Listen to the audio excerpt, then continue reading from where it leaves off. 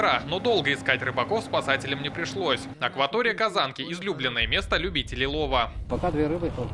Безрыбье Ильгиза Салимова не останавливает. Он рыбак со стажем. Говорит, за полвека не раз приходилось доставать знакомых из воды. Прямо перед моими глазами проваливались.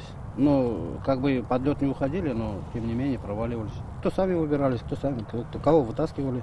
На данном участке толщина льда составляет 19 сантиметров. А значит, он безопасный. Выходить на лед разрешено при толщине больше 7 сантиметров. Как говорят спасатели, сейчас самый опасный участок здесь, вдоль берега. Лед здесь темный, а значит неоднородный. Как видим, действительно, он довольно рыхлый. А значит, выходить на него небезопасно. Пожалуйста, соблюдайте правила.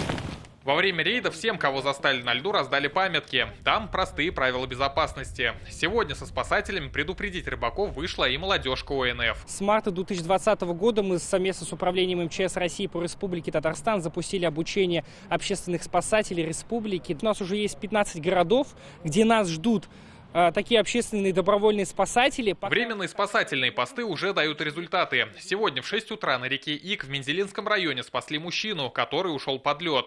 Его передали медикам с переохлаждением. С начала зимы уже 2 таких случая, которые в любой момент могли завершиться трагедией. Меньше 7 сантиметров нельзя, пить нельзя. Иметь при себе жилет и веревку, знать, где ходить. Рановато выходить на лед, еще лед не окреп.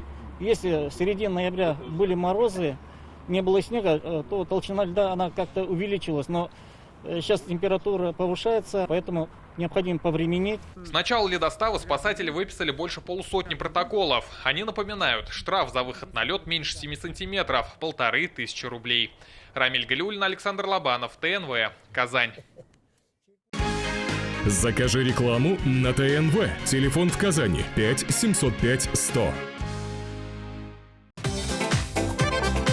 Көтелмәгән кунак көттүреп кенә интернет челтәрләренә дә килеп җитте. Хәзер бу фильмның барлык серияларын ТНВ.ру сайтында карап була.